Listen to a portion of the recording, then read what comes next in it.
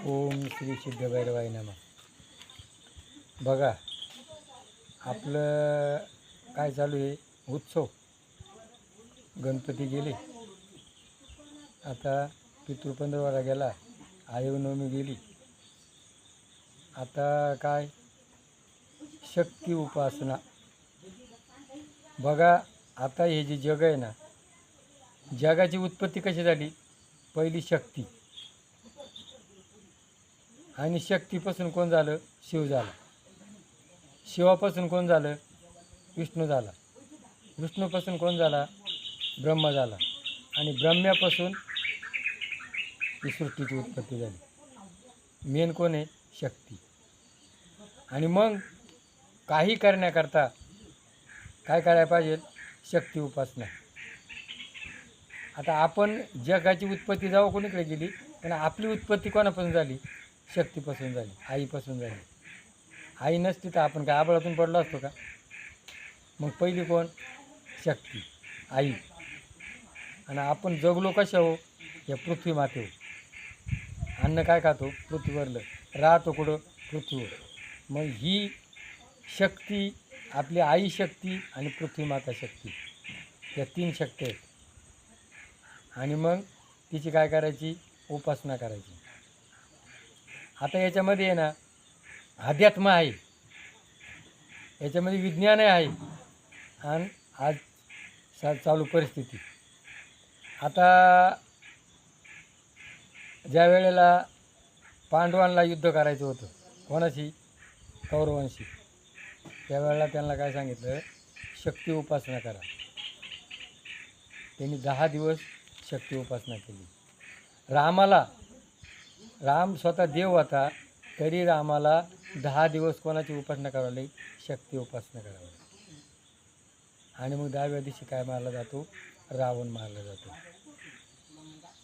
आणि मग शक्तीची पूजा, शक्तीपूजा करणं. आज जीवनामध्ये आज आपल्याला कशाची गरज आहे? शक्तीची गरज आहे. आणि मग शक्ती करता काय पाहिजे? हे जे सेंद्रिय खताचं अन्न, रानभाज्या, दही, दूध, लोणी, तूप, व्यायाम, योग, आसनं, ब्रह्मचर्याचं पालन. आज पाश्चात्याची विकृती आपल्या झालेली. या इंटरनेटवर नको आहे ते पाहायला मिळते. त्यामुळं आज मुलींना व्यायाम नको आहे, चांगलं कीर्तन नको आहे, भजन नको आहे, पूजन नको आहे. फक्त काय आहे? आय लव यू, मी तुझ्यावर प्रेम करतो. अरे एकमेकावर तुमचं नाचतं शरीर आहे, याच्यावर प्रेम करण्याकरता तुमच्या शरीरावर प्रेम करा, भगवंतावर प्रेम करा. आणि मग ही शक्ती उपासना करून व्यायाम करा. शक्ती असली तर जगात असे ज्याचा दंडा त्याचा अंडा. म्हणून आज जपानमध्ये ते लोक काय करतात? शक्ती उपासना करतात. आणि त्यांचं 300 वर्ष जगतात. जपानचा म्हणून असा लोळाखोळा नाही, शक्तिवान आहे. म्हणून कोणची वस्तू म्हणा, काय जपानचं मॉडेल. जपानमध्ये कोणते बुद्धिवान लोक आहेत. त्याच्या अंगात शक्ती असली का बुद्धी येते.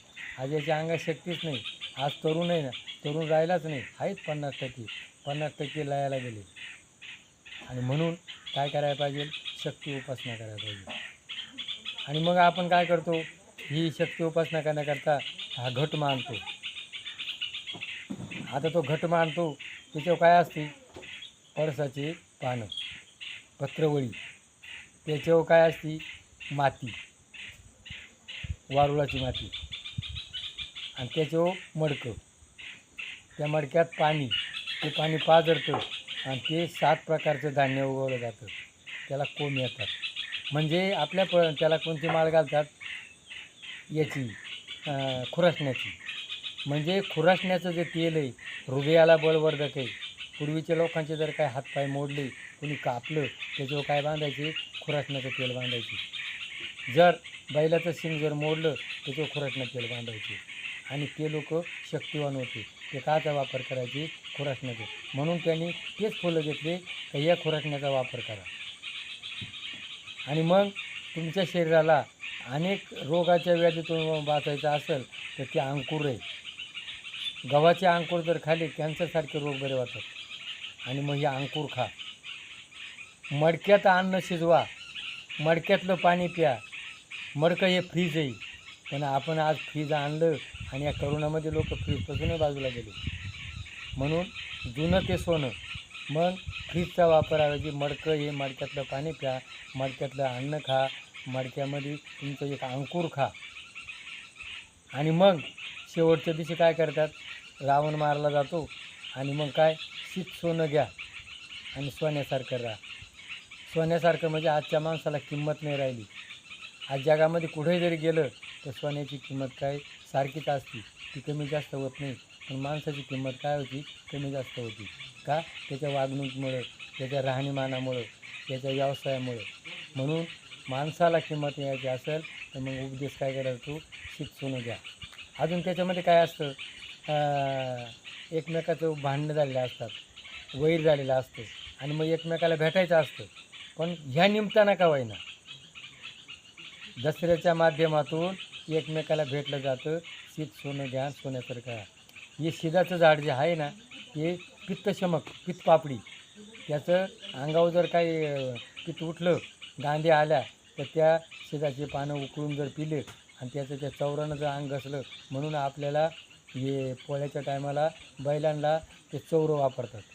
का वापरतात?